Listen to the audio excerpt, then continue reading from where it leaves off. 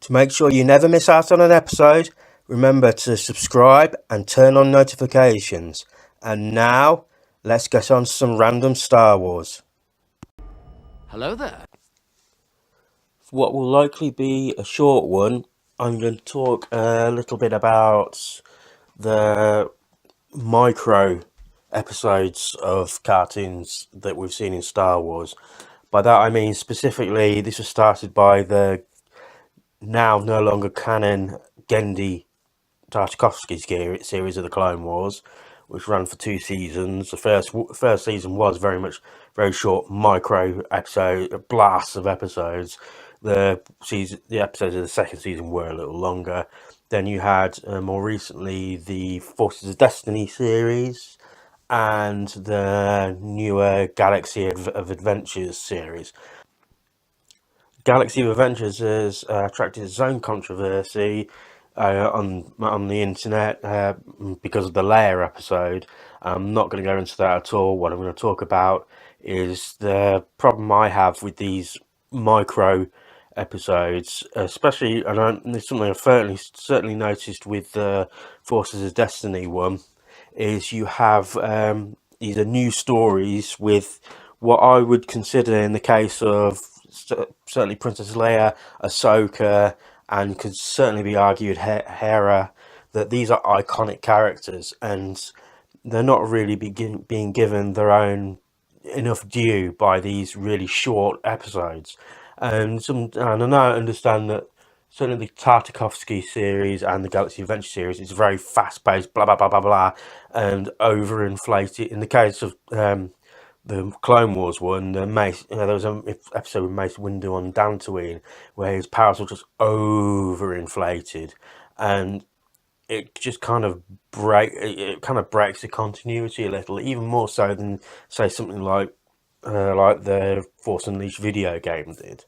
But mainly what I mean, the problem I have is that sometimes the entire point of having a TV series like this is so that you can go into more detail, you have greater scope for character development, and having like 3 minute episodes does not do that.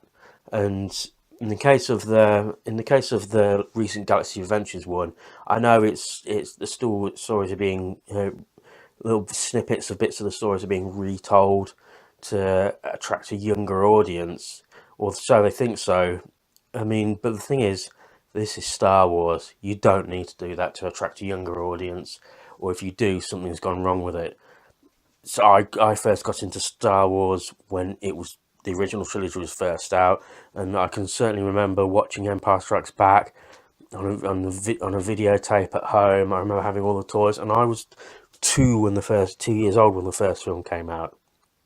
So you don't need to go to those almost like tricks to make them more appealing to a younger audience. I mean, I would think it would be absolutely great if we did an anime style series or something like that. Because I remember I did buy one of the manga books of the interpretation of A New Hope, and it stylistically looked fantastic. It did actually very much suit the kind of story that was being told, especially with, as I've previously mentioned before, the Japanese origins of some of George Lucas's influences for this story.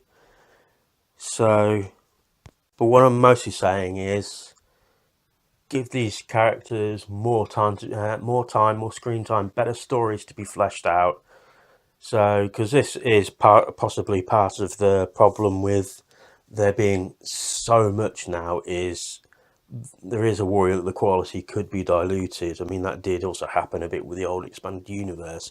They put out so much that it was nothing was an event anymore, and the quality did start to go downhill a bit. And I don't think it's, apart from a couple of odd books like the Bloodlines book and I've only read the first of the new Thrawn books from Timothy Zahn. Though for the most, apart from some of those examples, the quality has not really improved since. I haven't really been interested in any of the comics that I've seen either. I think the quality of those aren't particularly good. But yes, give these characters more better stories because they deserve better stories. Princess Leia, Ahsoka Tano, Hera Syndulla, some of the other ones like Sabine Wren, they all deserve better stories because they are really great characters. So giving them 2 or 3 minute bursts, it doesn't do them justice, I think. And while we're talking about animation, there's a company called Milestone Movies who are making their own fan fiction animated trilogy. They have their own GoFundMe page to help them raise funds for the project. And if you can't donate something like that, uh, at least you could share it on your own social media, let other people know, subscribe to their YouTube channel. All of these details I'm going to share in the show notes below.